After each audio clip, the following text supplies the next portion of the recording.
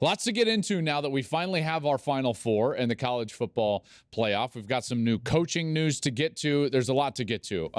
This time of year, never a dull moment in college football. So let's get right into it, and let's look at what the College Football Playoff Committee gave to us as far as the top four and what we'll have in this playoff. Number one is Georgia. That was really no surprise. Number two was Michigan. No surprise, in particular after each of them won their respective conference championship games. Then the drama ensued, in particular with USC's loss, TCU's loss. There was some question about what was it going to look like? What was the seeding going to look like? Was Alabama going to find themselves in the playoff? But as I said last Saturday night on the Big Ten championship game, this is the seeding that I thought was going to happen, and it did. TCU is 3, Ohio State is 4, Bama first one out, and Tennessee at 6. By the way, committee, I thought you probably should have just thrown Tennessee above Alabama. Why? Because they beat them. Same record, they beat them, and I understand that 23-point loss is not great, but the head-to-head should at some point come into this. Let me talk briefly just on each of the top 4 teams that are going into the playoff, and then some questions and some things that I was just on my mind. Let's start with Georgia. This Georgia team is really good. I mean, this Georgia team has been the best team in college football over the last 18 months. They've got the top record in college football over the last 18 months. They are the defending national champion, and they should be number one. You know, even though they don't have the top-end win like Michigan does, this is a team that is outstanding, and they're good defensively. They're very good offensively. Good quarterback in Stetson Bennett. They're smart situationally, like you see right here after that blocked field goal, and then LSU doesn't cover it, and then boom, they take off. They scored 50 points against LSU. Now, having said all that, let me just ask you this question. Of the possible outcomes that could have happened last week in conference championship week for Georgia, and I'm talking about really there were 4 teams that they would potentially get matched up against in the first round of the playoff. USC, TCU, Michigan, and Ohio State. That was really like whatever way you cut it, that was the potential for, like, who are you going to play in that first round? And they get matched up with Ohio State. And I think that you could say that of those 4, aren't the Buckeyes the one that matches up best with Georgia? Now, listen, Georgia's going to be favored, and rightly so, and I'm probably going to end up picking Georgia. But of those 4 teams, don't you think that they got the hardest draw? See, I kind of think that they do. So what did they get rewarded with for being the defending national champion, for being the number 1 seed? Really, the biggest thing that they got is that they get to play at home. So they play in Atlanta in the Peach Bowl, but they get what I feel like was the toughest possible draw from any of the outcomes that could have happened after conference championship week. So they'll play the Buckeyes in the semifinal.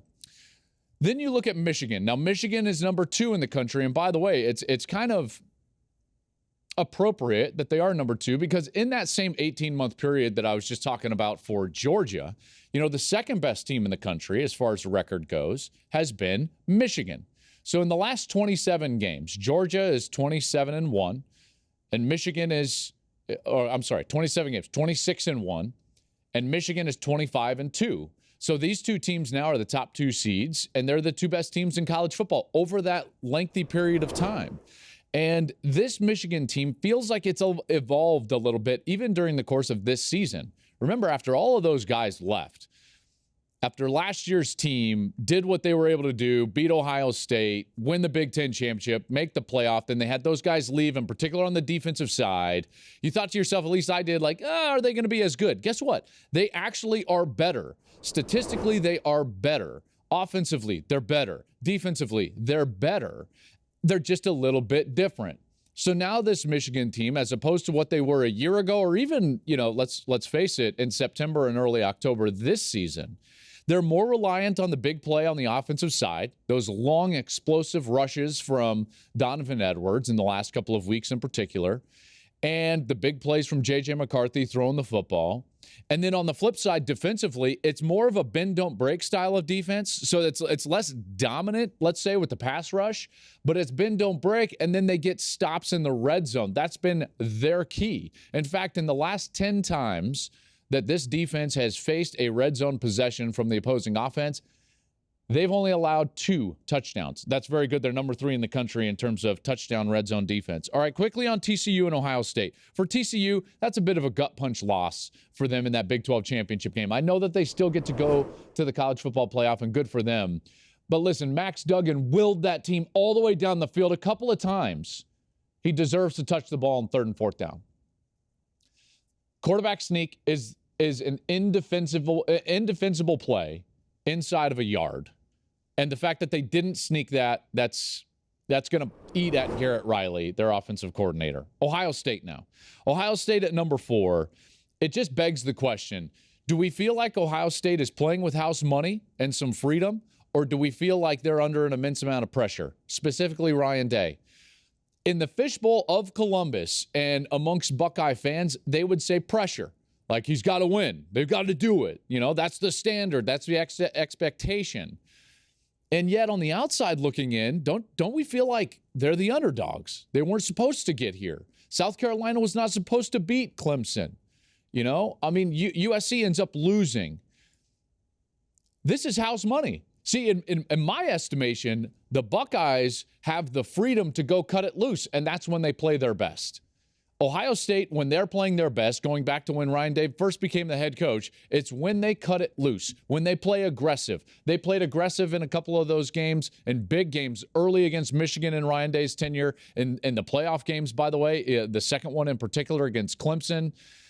If they go cut it loose, they're going to be really dangerous for Georgia, okay? Georgia's the best team in the country, but that's an interesting matchup with Ohio State. Lastly, before we get out of here and we move on, I just want to bring up, this is what we can look forward to in the future, folks, is the 12-team playoff. This is exactly what it would look like, and I'm here for it.